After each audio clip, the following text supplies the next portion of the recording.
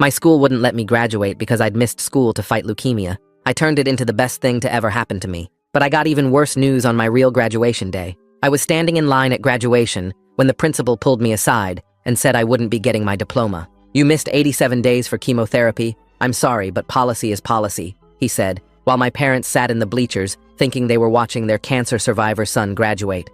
I had a 4.0 GPA and spent every chemo session doing homework, but he said none of that mattered because I hadn't logged enough hours in the building. I'd have to repeat senior year just to make up attendance days I'd missed getting poison pumped into my veins. I spent the summer watching my friends leave for college while I prepared to sit in the same classrooms with kids a year younger than me. My oncologist wrote a letter to the school board explaining that missing school for cancer treatment shouldn't count as truancy, but they voted 7-0 to uphold the decision. The superintendent said making exceptions would set a dangerous precedent, even for dying children. My mom cried every morning dropping me off at the building where everyone knew I was the kid who beat cancer, but couldn't beat the attendance policy. Teachers looked at me with pity while I sat through lessons I'd already mastered. The worst part was seeing my empty chair at college orientation photos my friends posted. Then Elizabeth transferred in from another state and sat next to me in creative writing without knowing anything about my situation. She just saw me writing in my notebook during lunch instead of eating and asked if she could read it. I'd been documenting everything from the diagnosis to the chemo to the school treating me like a criminal for surviving. "This is insane," she said, reading about how they made me repeat senior year for staying alive. "You need to turn this into a book because people need to know this happens." She started eating lunch with me every day and helped me organize my notes into chapters about radiation burns and attendance sheets. We spent afternoons in the library with her typing while I talked about throwing up between classes and still maintaining perfect grades that meant nothing. She never treated me like a victim, and that's why I started falling for her while she turned my pain into paragraphs. Elizabeth's dad worked in publishing, and she sent him my manuscript without telling me. 3 weeks later, he called, saying he wanted to publish it and thought it could help change policies nationwide. The book came out in February, and suddenly reporters were calling the school, asking why they punished a cancer patient for getting treatment. The principal held an emergency assembly telling students not to talk to media about internal school matters, but someone leaked the video of him announcing my failure to graduate. My story went viral, and other kids started sharing how the school failed them during medical crises. Parents flooded board meetings with printed chapters from my book, demanding explanations. The superintendent went on local news claiming I was exaggerating and that the school had always been supportive, while my chemo port scar was literally visible on my neck. By April, the book hit the New York Times bestseller list, and I was getting invited to speak at education conferences about antiquated attendance policies that kill kids. Colleges that had rejected me because I was still technically in high school started calling with full scholarship offers and apologies. The school board held emergency meetings trying to do damage control, while parents demanded answers about their inflexible policies that valued seats filled over lives saved. I did an interview on national television where I thanked Elizabeth for believing my story mattered and showed the rejection letters from the school board dismissing my cancer as an excuse. The host cried on air reading the chapter about missing prom for chemo, while the school marked me absent and failed me in physical education. Graduation day came again, and this time I had a real diploma waiting, but also a book tour starting the next day at cancer centers across the country. The principal had to hand me my diploma in front of 800 people who'd all read about what he did to a dying child. His hands shook as he was forced to smile for the photo, while knowing everyone saw him as the villain in a best-selling book about educational cruelty. Elizabeth was valedictorian and used her entire speech to talk about how institutions fail vulnerable students and mentioned me by name 5 times. The crowd gave me a standing ovation when I walked across the stage, while the school board members sat frozen in their seats. After the ceremony, I was taking pictures with Elizabeth and my parents when the headache hit me so hard I dropped to my knees. The same headache I'd been hiding for weeks because I couldn't miss any more school. Elizabeth caught me as I fell, and I saw the terror in her eyes because she'd read every word about my symptoms in the book. "It's back, isn't it?" she whispered as my vision started going black and I tasted metal in my mouth. My mom was screaming for someone to call an ambulance while my dad held my head. The principal walked by and actually smiled when he saw me on the ground bleeding from my nose. "Guess you won't make that book tour after all," he said loud enough for everyone to hear. Someone in the crowd shouted that they were recording everything while the sirens got closer, and my blood kept dripping onto the blue graduation gown that took me 2 years to earn. Elizabeth pressed her hand against my forehead and told me to keep my eyes open, while my mom pushed through the crowd of parents and students who were all staring at me on the ground. The EMTs arrived in 4 minutes and immediately started checking my pulse and blood pressure while asking Elizabeth what happened, since she was the calmest person near me. She told them about my cancer history and the headaches I'd been hiding for 3 weeks. because I couldn't miss any more school days, and I saw the older EMT's face change when she mentioned the word leukemia. They got me onto the stretcher while my dad grabbed my diploma from where it had fallen, and my mom kept saying everything would be fine, even though her voice was shaking. The principal stood 20 feet away, watching with his arms crossed, like he was waiting for us to clear out, so graduation could continue. Elizabeth climbed into the ambulance with me, and when the EMT said only family could ride along, she just said she was family and sat down next to me. The younger EMT started an IV, while the older one asked about my medications and treatment dates, and Elizabeth rattled off every single drug name and dosage from memory because she'd been helping me organize my medical records for the book. She mentioned the ceterabine and the daunorubicin and the dates of my last scans and how I'd been getting headaches that made me throw up, but kept going to the school anyway. My parents followed in their car while the ambulance rushed through red lights with the siren blaring, and Elizabeth holding my hand so tight I could feel her pulse racing. The ER was ready for us when we arrived, and they moved me straight to a trauma bay, where a doctor who looked younger than my dad started ordering tests. He wanted a CT scan first, and then an MRI, and blood work to check my counts, and the whole time Elizabeth stood next to my bed taking notes on her phone. While we waited for the scan results, she finally let herself get mad at me, telling me I was an idiot for hiding symptoms when I knew what they could mean. She was crying and squeezing my hand hard enough to hurt, while saying she couldn't believe I'd risk my life just to avoid missing school after everything they'd already put me through. The CT scan came back, showing something concerning, so they rushed me to MRI while my parents sat in the waiting room getting updates from Elizabeth by text. The MRI took 45 minutes, and I could hear the machine banging and clicking while I tried not to think about what it might find in my brain. Dr. Jonas Reed came to see me 2 hours later with the results, and he didn't waste time with small talk, just pulled up the images on his tablet and showed us the spots. There were 3 lesions in my brain that looked like what we'd all been afraid of, and he explained this meant the cancer had crossed into my central nervous system. He was younger than my last oncologist and talked faster, explaining that CNS involvement was serious, but they had new protocols that were showing good results. Jonas started me on high-dose steroids right away to reduce the swelling in my brain while we waited for more detailed pathology results. My parents asked him 20 questions about survival rates and treatment options, while Elizabeth typed everything into her phone so we wouldn't forget anything important. The steroids made me feel wired and sick at the same time, and I kept thinking about the principal's comment about missing the book tour, while nurses came in every hour to check my vitals. That night, my phone started buzzing nonstop with notifications, and Elizabeth showed me that someone had posted the video of the principal's comment online. Parents from the coalition who'd been fighting for policy changes were furious and sharing it everywhere, and someone had already started a petition calling for him to be fired. The video had 8,000 views by midnight, and people were tagging news stations and education reporters in the comments.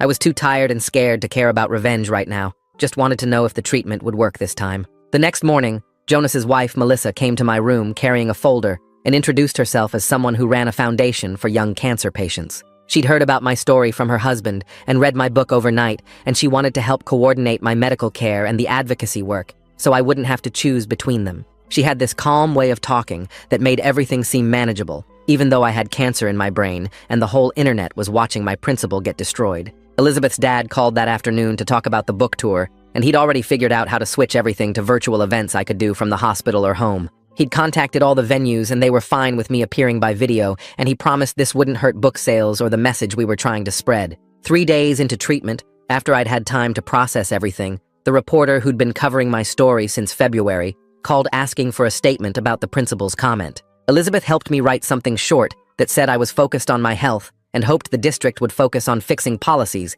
instead of protecting administrators who were cruel to sick kids. The school board announced an emergency meeting about the principal's behavior that would happen Thursday night, and parents were already organizing to pack the room. I watched the live stream from my hospital bed with an IV pumping steroids into my arm while hundreds of parents filled every seat and stood along the walls. The board members looked scared as parent after parent stood up to talk about the video and demand accountability for how the principal had treated a student with cancer. After 2 hours of public comment, they announced they were placing him on administrative leave while they investigated his behavior at graduation and his handling of my case. A week later, I was sitting in my hospital bed picking at the bland chicken and rice they called lunch when this guy my age walked into my room wearing jeans and a college hoodie instead of a hospital gown. He introduced himself as Marcel Reed and said his parents were Jonas and Melissa, then pulled up a chair next to my bed and started telling me about his brain tumor 2 years ago without any small talk or fake cheerfulness. He showed me pictures on his phone from when he was bald and skinny like me,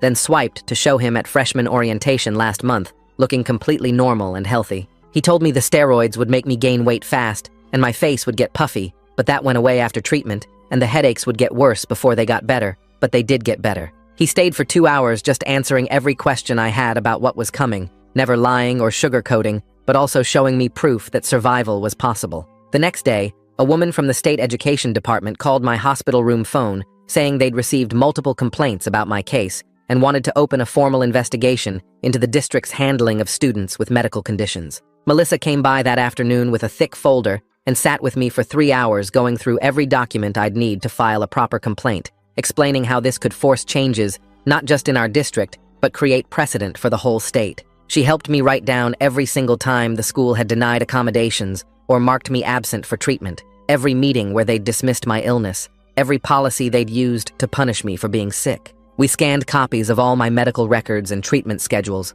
my perfect grades that meant nothing to them, the rejection letters from the board, everything that proved they'd chosen rules over compassion. 3 days later, Elizabeth set up her laptop on my hospital tray table and helped me do my first virtual book tour appearance from my bed with my IV pole visible in the background. 300 people logged on to watch me read the chapter about throwing up between classes while maintaining straight A's, and the comments section filled with stories from other sick kids who'd been failed by their schools. My parents sat just outside the camera frame watching me turn our nightmare into something that might help others, my mom crying quietly while my dad held her hand. Elizabeth managed all the technical stuff, muting my microphone when I had to cough or needed water, adjusting the camera when nurses came in to check my vitals. 2 weeks after graduation, the treatment side effects hit me like a truck, and I spent entire days throwing up bile while my skin felt like it was burning from the inside. Elizabeth brought her laptop and college prep books to my room every day, sitting in the corner chair doing her work while I slept 18 hours at a time,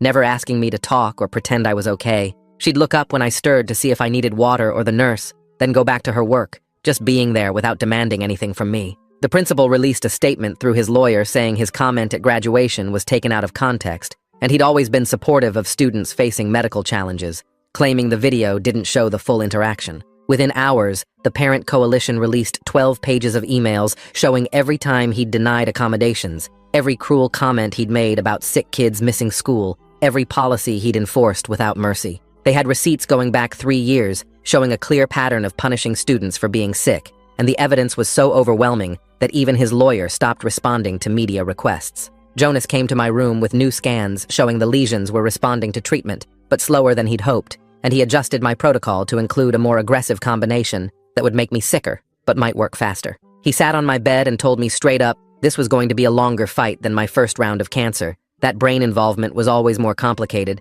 but he'd seen kids worse than me make it through. I appreciated him not pretending everything was fine when we both knew it wasn't. Elizabeth found me at 3 in the morning, hunched over my phone, reading every email from the school board meeting, every comment on articles about the principal, every update about district policies. She grabbed my phone and said she'd change all my passwords if I didn't stop obsessing over school politics when I should be focusing on not dying. We yelled at each other for 20 minutes, me saying I couldn't let them win and her saying I couldn't fight them if I was dead, both of us surprised by how fierce she got about protecting me from myself. The hospital social worker came by with forms to defer my college enrollment while keeping my scholarship active, making calls to the admissions office to explain my situation. The university immediately agreed to hold my spot and scholarship for whenever I was healthy enough to start, even offering additional support through their disability services when I did enroll. One less thing to stress about while poison dripped into my veins. A month into treatment, my hands started going numb and tingly, then progressed to burning pain that made it impossible to hold a pen or type on my phone.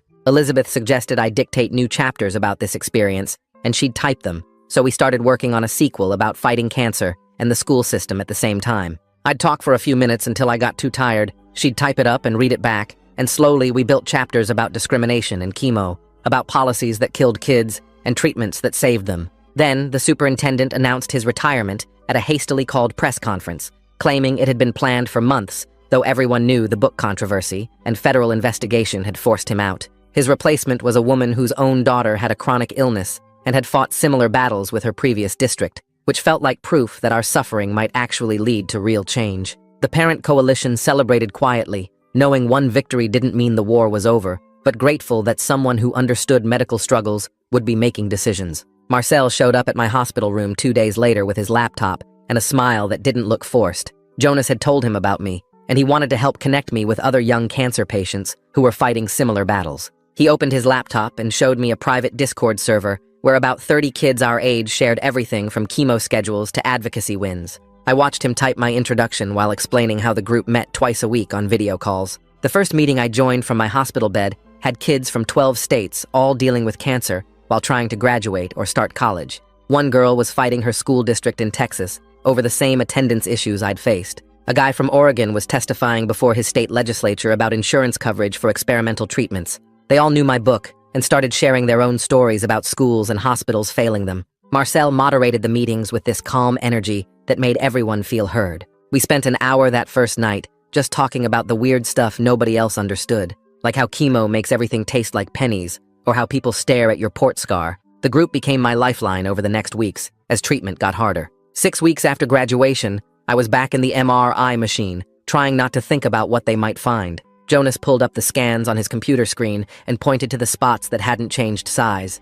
He said the lesions stopping their growth was actually good news for central nervous system involvement. Most people expected immediate shrinking, but stability meant the treatment was working. Elizabeth squeezed my hand while Jonas explained we'd continue the current protocol for another month before reassessing. My parents asked about trying different medications, but Jonas said changing course now could undo the progress. The school board meeting happened that same week, and I watched from my hospital bed on Elizabeth's laptop. Parents packed the room holding copies of my book and signs demanding policy changes. The new superintendent presented a complete revision of the attendance policy that would create automatic exemptions for medical treatment.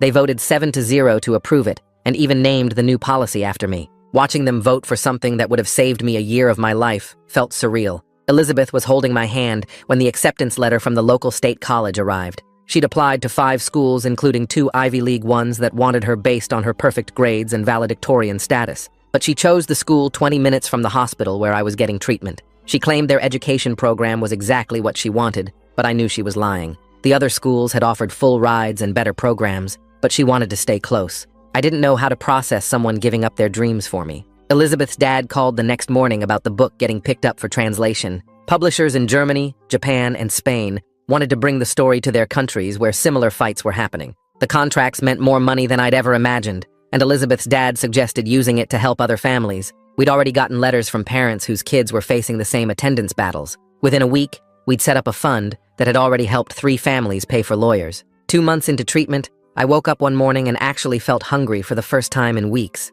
I ate a whole bowl of cereal without throwing up and stayed awake through an entire movie. Elizabeth suggested we try walking to the hospital garden since the weather was nice. We made it all the way around the path twice before I needed to rest. The sunshine on my face felt like a miracle after being inside for so long. Other patients smiled at us as we passed, and one older man said seeing young people fighting gave him hope. That afternoon, the news broke that the principal was resigning effective immediately. His lawyer released a statement about wanting to spend more time with family, but everyone knew the truth. The school board had given him the choice to resign or be fired after the investigation found multiple violations. Parents had been calling for his removal since graduation day when he made that comment about me missing the book tour. Part of me felt vindicated, but mostly I just felt empty about it. He'd caused so much pain to so many kids, and now he'd just disappear without real consequences. A state legislator reached out through Melissa about introducing a bill requiring all public schools to provide medical accommodations. She wanted me to testify virtually when I felt strong enough about how the current system failed sick kids.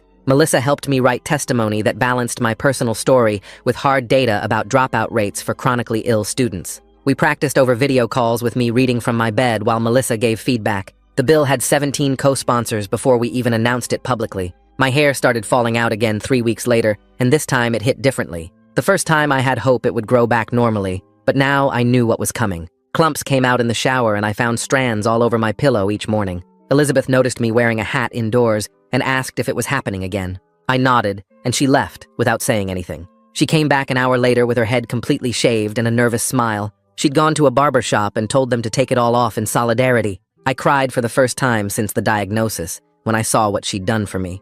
3 months after graduation, Jonas sat us all down for a serious conversation about next steps. The current treatment was holding the cancer stable, but not shrinking it enough. He recommended adding immunotherapy to the protocol, which could boost my immune system to fight the cancer cells. The side effects would be brutal with possible organ inflammation and severe fatigue, but the success rates for central nervous system involvement were significantly better with the combination therapy. My parents wanted time to think, but I told Jonas to start the new protocol immediately. The first dose of the new drugs hit me like a truck that same afternoon. My whole body started shaking and the nurses had to hold me down while Jonas checked my vitals every 5 minutes. Elizabeth set up her laptop in the corner and started typing up notes about everything happening for the virtual book tour we'd planned for next week. I managed to do the first virtual event from my hospital bed 3 days later, with 400 families watching online. A mom from Texas showed her daughter's rejection letter from their school board after missing 60 days for kidney disease. Another family sent photos of their son studying in the chemo ward, while his school marked him truant.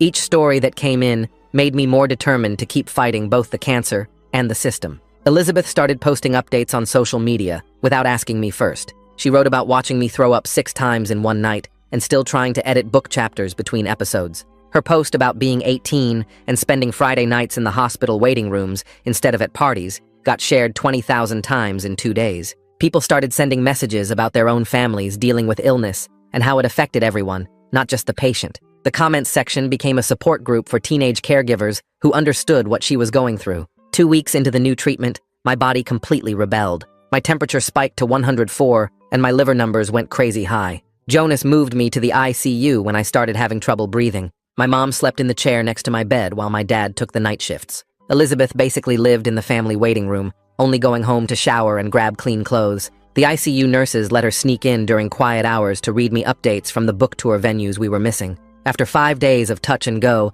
my body finally started responding the right way. The fever broke, and my liver numbers slowly came down. Jonas showed us the new scans 3 weeks later and pointed to areas where the lesions had shrunk by almost half. He warned us not to get too excited since we needed several more rounds to know if it would last. But seeing those smaller spots on the screen made my mom cry happy tears for the first time in months. Elizabeth filmed it on her phone for the social media campaign. 4 months after graduation, we watched the state legislature vote on the medical accommodation bill from my hospital room. Elizabeth had her laptop streaming while my parents sat on one side of the bed and the Reed family stood on the other. The vote was unanimous, all 40 senators raising their hands to protect sick kids from what happened to me. Melissa started crying, and Jonas actually smiled, which I'd never seen him do before. It was the first law in the country specifically protecting students' education rights during medical treatment. Marcel came by the next day with a stack of legal documents. He wanted to start a foundation using my book money to help families fight their schools. We'd use the profits from the bestseller to pay for lawyers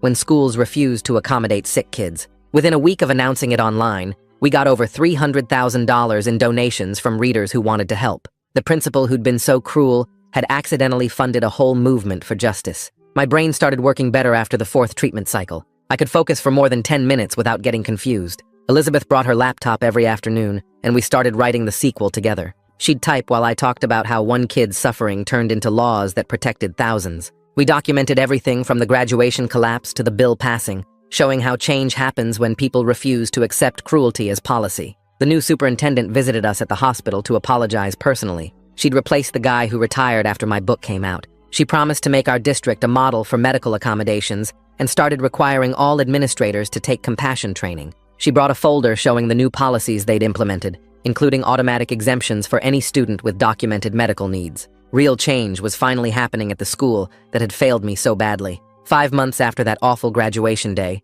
Jonas walked into my room with the biggest smile I'd ever seen on his face. The latest scans showed no active disease anywhere in my brain or spine. I wasn't cured and would need scans every 3 months forever, but I was officially in remission again. My mom grabbed Jonas in a hug while my dad just stood there crying. Elizabeth squeezed my hand so hard it hurt, but I didn't care. We'd made it through the worst and come out the other side. That weekend, Elizabeth and I went on our first real date in 6 months. We picked a quiet restaurant where nobody would recognize us from the news coverage. We didn't talk about cancer or schools or books or policies. Instead, we talked about movies we wanted to see and whether we preferred dogs or cats and what kind of pizza toppings were best. For 2 hours, we got to be normal teenagers planning a future we'd fought so hard to have. The letter from the OCR arrived 3 weeks later while I was sitting in the kitchen trying to keep down breakfast. My mom opened it first, and her hands started shaking as she read the findings out loud. They'd completed their investigation and found the district violated federal disability laws in 17 different ways. The document was 43 pages of violations with my case as the main example, but also listing dozens of other kids they'd failed. They mandated comprehensive reforms, including new training for all administrators and regular audits for the next 5 years. The best part was that other families could use this finding as precedent in their own fights. My dad immediately forwarded it to every parent in our coalition, and within hours, it was all over social media. 2 months later, I did my first in-person appearance at a local bookstore since getting sick again. I was still weak and needed Elizabeth to drive me there, but I was determined to show up. The crowd packed the small store with families we'd helped standing in the back and board members who'd voted for the new policies sitting in front. Even 3 of the school board members who originally voted against me showed up and sat quietly in the corner. I read from the new chapters about fighting cancer while fighting the system and had to stop twice when people started crying. A mom whose daughter had lupus thanked me for giving them the courage to fight their district. 6 months after that terrible graduation day, I was finally stable enough to start planning for college.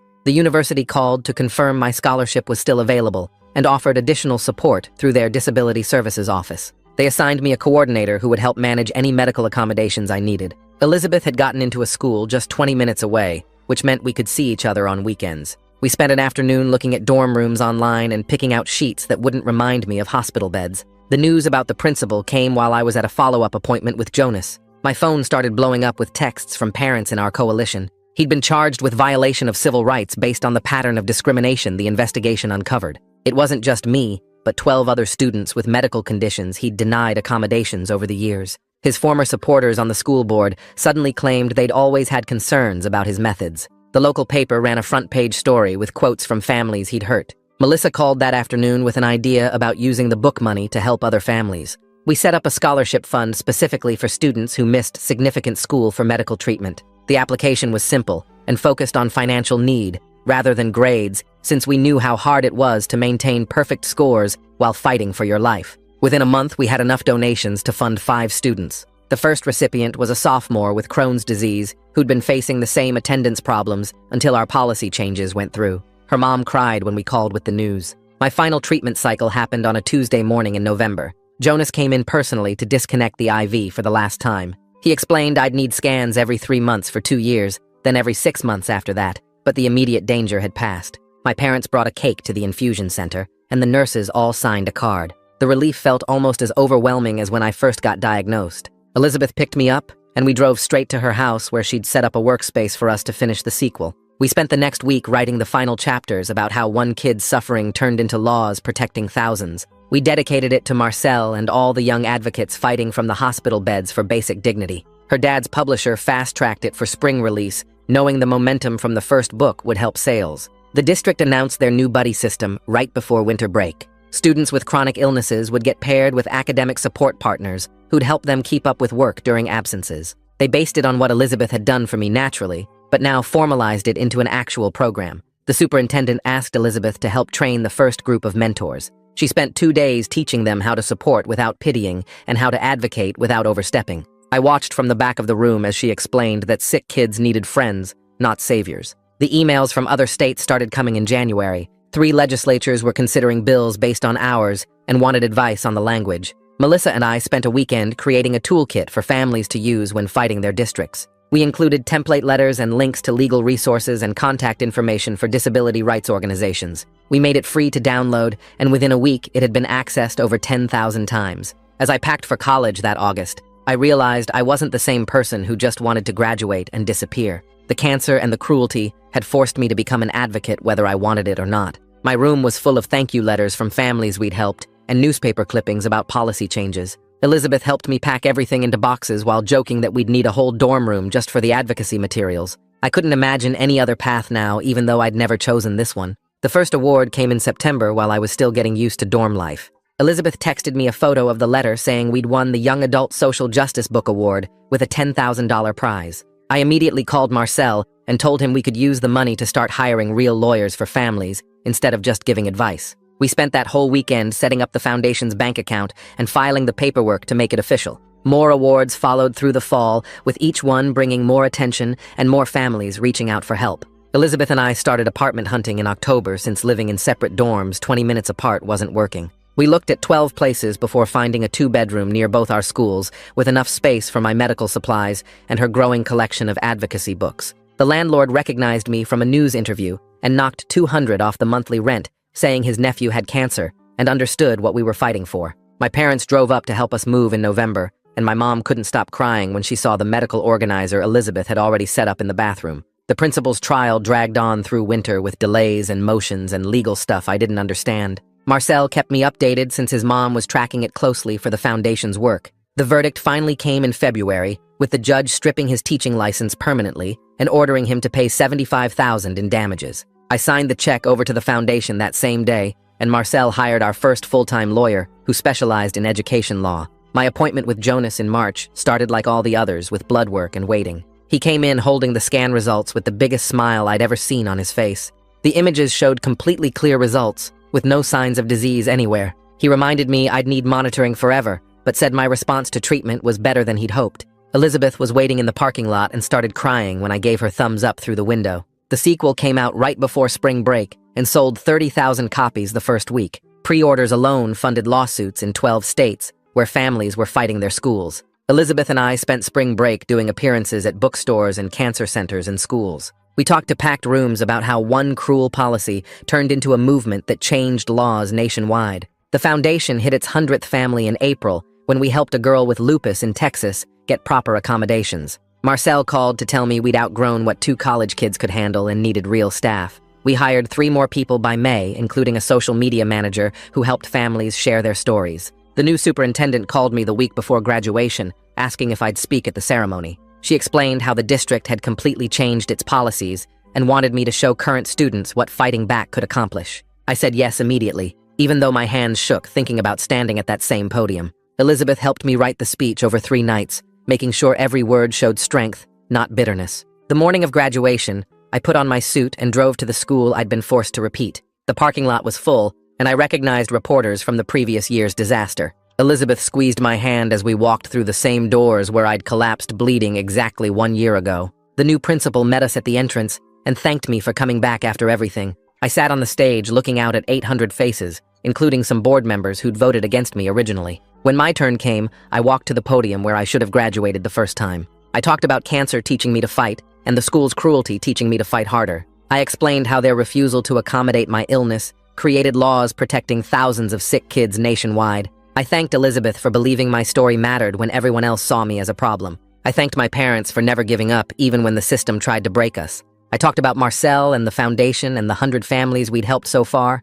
I explained that sometimes the worst things that happen to us become the catalyst for the changes the world needs. I said their cruelty accidentally created a movement that would outlive all of us. The standing ovation started before I finished and lasted 5 full minutes. Walking off that stage felt different from the year before when I'd collapsed in pain. This time I walked toward Elizabeth, who was crying and smiling and holding the second book with both our names on the cover. This time I walked toward my parents, who looked proud instead of terrified. This time I walked toward a future we'd fought for and won. That's it for now. I'm glad you joined me. It really means a lot. Subscribe and we'll keep making more happy memories together.